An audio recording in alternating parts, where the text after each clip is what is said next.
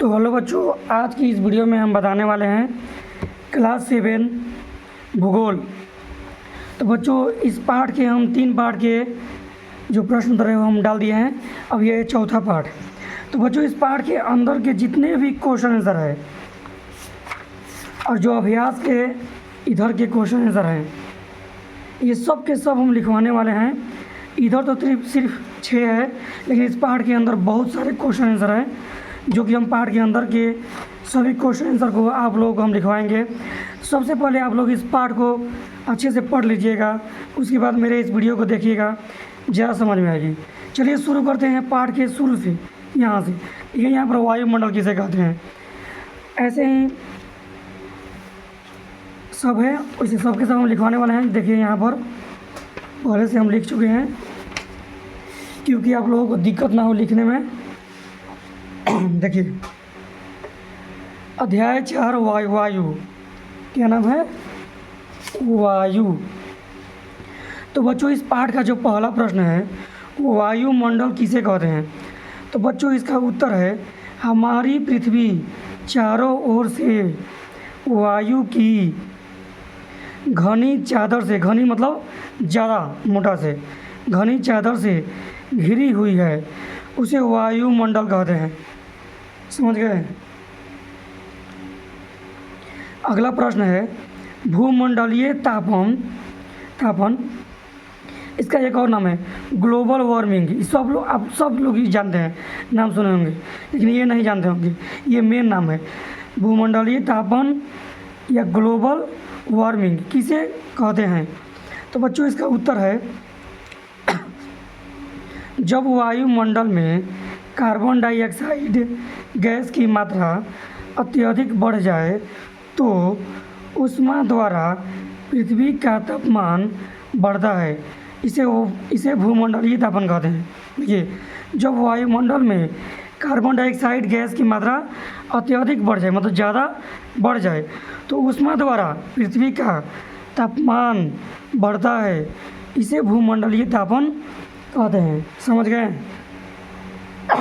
आगे देखिए, प्रश्न है वायुमंडल में गैसों का प्रतिशत कितना है? देखिए, उत्तर है सबसे ज़्यादा गैस है वायुमंडल में नाइट्रोजन गैस। 100% में से 78% सिर्फ नाइट्रोजन ही है। 2 नंबर पे है ऑक्सीजन गैस, 21% है। और 3 नंबर पे है कार्बन डाइऑक्साइड गैस, 0.03% है। 4 नंबर पे है आर्गन गैस। ये ऐसे 3 नंबर पे ये रहना चाहिए, लेकिन ये 3 को मेन गैस है, इसे लिखे हैं। चौथा है आर्गन गैस, 0.93%, 93% है। और 5वां है अन्य सभी गैस, जो गैस है थोड़ा थोड़ा है, उस सभी गैस मिलकर 0.04% है। तो यही 2 गैस सबसे ज़्यादा है वायुमंडल में, नाइट्रोजन और ऑक्सीजन। नोट है, यानी 1 नंबर ये क्वेश्चन। वायु गर्म होने पर फैलती है तथा हल्की होकर ऊपर उठती है। गर्म होगी वायु तो हल्का हो जाएगी और ऊपर उठने लगेगी। अगला है वायुमंडल 5 परतों में विभाजित है। पहला का नाम है क्षोभमंडल, दूसरा का नाम है समतापमंडल, तीसरा है मध्यमंडल, चौथा है ब्रह्मंडल और 5वां है बहिर्मंडल, जो यहाँ पर है। देखिए, ये सब जो है इसका संबंध सबका हम उत्तर भी लिखवाए हैं, इसमें अच्छे से नहीं लिखा है, लेकिन आप लोग अच्छे से इसको पढ़िएगा, उसके बाद मेरा उत्तर देखिएगा, आपको उसी टाइम याद हो जाएगा। देखिए, इसको पढ़ने से अच्छा है मेरे इस उत्तर को देख लीजिए। पहला क्या था? क्षोभमंडल था। क्षोभमंडल किसे कहते हैं? तो उत्तर है यह मंडल वायुमंडल की सबसे ऊपरी परत है, सबसे ऊपर है ना, मतलब पहला है, एकदम ऊपर नहीं है, पहला है। 5 को है ना, पहला, दूसरा, तीसरा, तो पहला है क्षोभमंडल। तो वही है, यह मंडल वायुमंडल की सबसे ऊपरी परत है, मतलब पहली परत है। इसका औसत ऊंचाई 13 किलोमीटर है। 13 किलोमीटर ऊपर जाएंगे तो क्षोभमंडल मिलेगा। हम इसी मंडल में मौजूद वायु में सांस लेते हैं। समझ गए? ये हो गया इसके उत्तर। इसी मंडल में तो वायु हवा, ये सब carbon dioxide gas, oxygen gas रहता है। और इसी मंडल, ये मंडल सबसे महत्वपूर्ण मंडल है, क्षोभ मंडल। आगे देखिए, समताप मंडल किसे कहते हैं? उत्तर है क्षोभ मंडल के ऊपर के भाग समताप मंडल कहलाता है।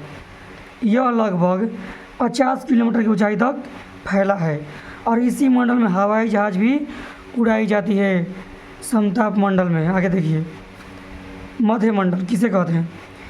यह वायुमंडल की तीसरी परत है, तीसरा है ना? कौन सा है? तीसरा है। यह समताप मंडल के ठीक ऊपर होता है, समताप मंडल के ऊपर होता है। सबसे पहले क्षोभ मंडल, उसके बाद समताप मंडल और उसके ऊपर मध्य मंडल। यह लगभग 80 किलोमीटर की ऊंचाई तक फैला होता है। 80 किलोमीटर तक समताप मंडल, 50 है ना, 50 से ऊपर 30 और जाएंगे, 50 से 30 के बीच में मध्य मंडल है, 80 किलोमीटर तक है। अगला है ब्रह्मंडल किसे कहते हैं? ब्रह्मंडल में बढ़ती ऊंचाई के साथ तापमान अत्यधिक तीव्रता से, तीव्रता मतलब स्पीड से, तीव्रता मतलब स्पीड से बढ़ता है। यह मंडल लगभग 80 किलोमीटर से है, क्या है? 80 से 400 किलोमीटर तक फैला होता है। 80 से, इसको क्या पढ़ेंगे? से 80 से 400 किलोमीटर तक फैला होता है। रेडियो संचार के लिए इस परत यानी मंडल, परत या मंडल एक ही चीज़ है, का उपयोग होता है। रेडियो के लिए इसी मंडल का उपयोग होता है।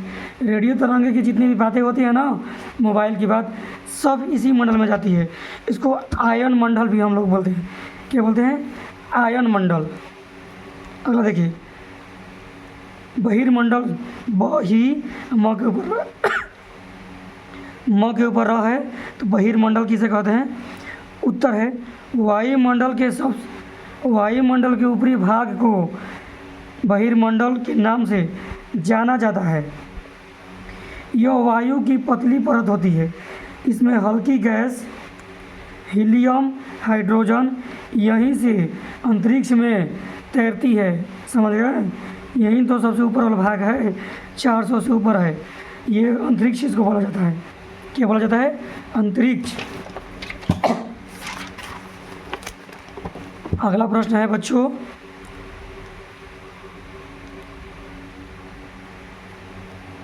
जलवायु किसे कहते हैं? जलवायु किसे कहते हैं? किसी स्थान का औसत मौसम उस स्थान का जलवायु कहलाता है।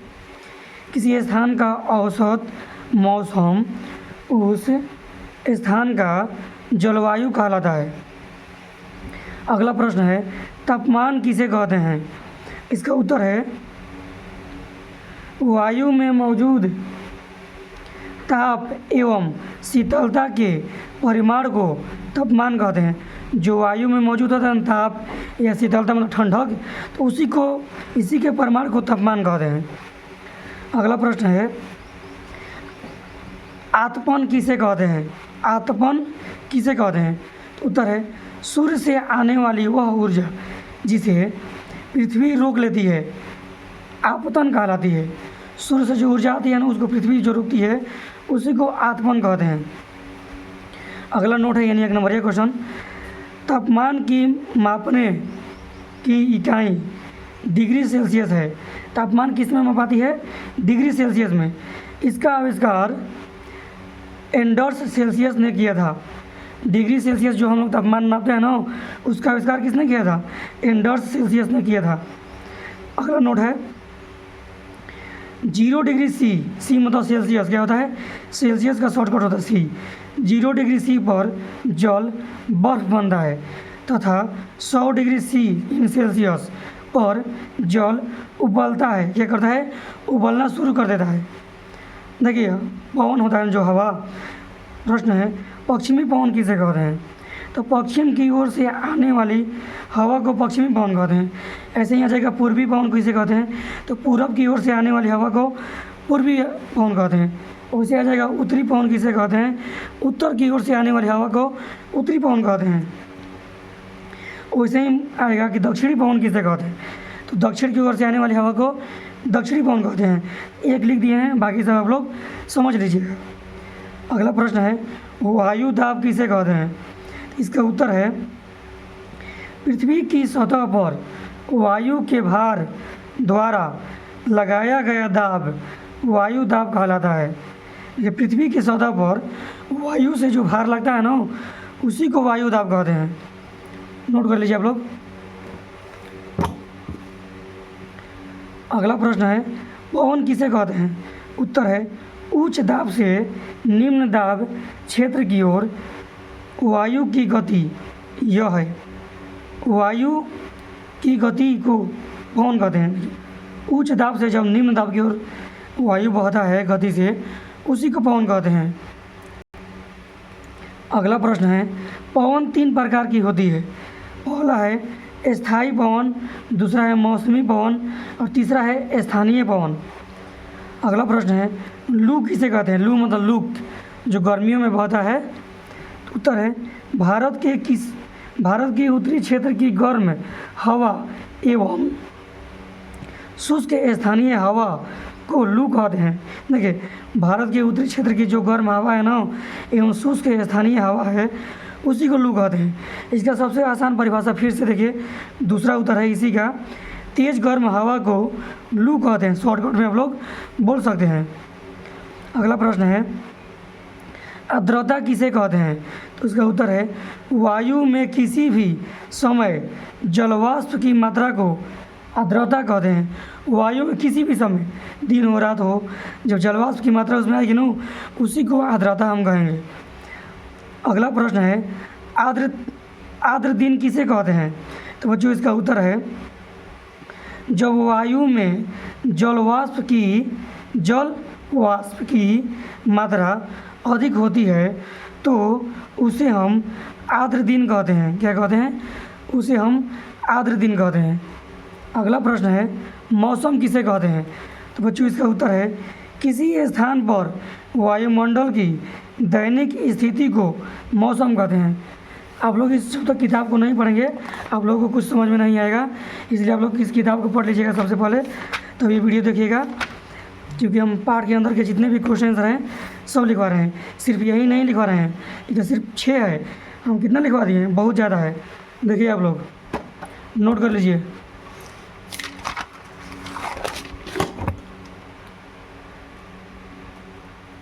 प्रश्न है वर्षा के 3 प्रकार लिखे।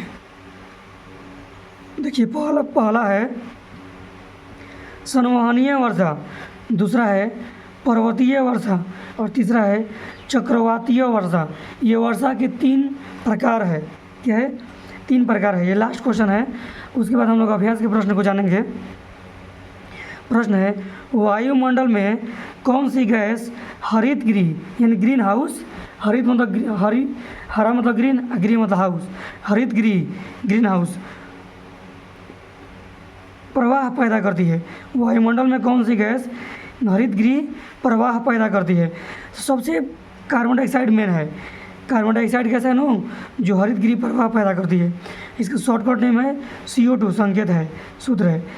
उसके बाद है मीथेन CH4, उसके बाद है नाइट्रस ऑक्साइड N2O, इसके बाद है जलवाष्प H2O यानी जल, और अगला है ओजोन O3। तो मेन है कार्बन डाइऑक्साइड, यही जो गैस है ना हरित गृह प्रवाह पैदा करती है। चलिए अब देखते हैं हम लोग पाठ के प्रश्न।